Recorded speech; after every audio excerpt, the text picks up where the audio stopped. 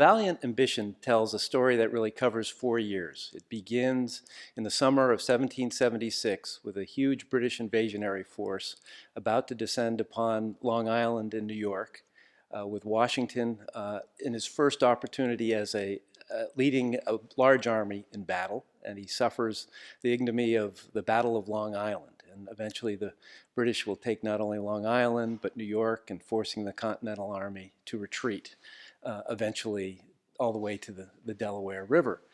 And it starts there and then quickly goes almost simultaneously in chapter 2 to Benedict Arnold. Now that America has lost New York, the only thing between the British and ultimate victory in creating a pincer movement where the British Army in New York will meet up with this other invasionary force coming down from Canada along the length of the Lake Champlain, is an American fleet of about 15 vessels led by Benedict Arnold. And if the British can punch their way through that fleet to Fort Ticonderoga, take it, and then go down the Hudson and link up with British General Howe in New York, the war will be effectively over.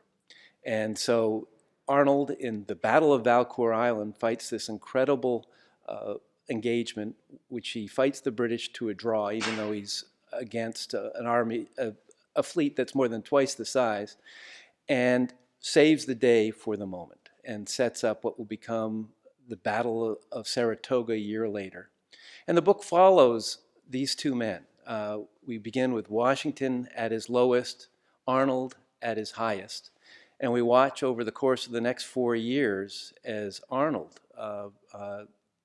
after almost losing his life at the Battle of Saratoga, descends into the decision that rather than fight for his nation, it's time to become a traitor, that the best thing he can do for his country and himself is to let the British win, while we see Washington, after stumbling in New York, become that indispensable man, the only person that's holding the country together. And I think the story I'm really trying to tell here is that, we think of the Revolution as being these moments that Trenton, Princeton, Valley Forge, and then Yorktown, and we won.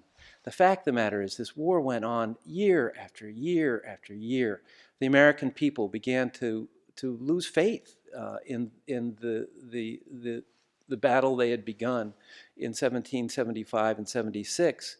And it was really only Washington holding what was barely a country together. And so I take it to that moment when Arnold, who's now commander in the fall of 1780 of West Point, decides to attempt to turn that over to the British. And this could have been the ultimate blow when America was at its lowest ebb. And it fails, and we see Washington as the true leader, that is the only one holding the country together.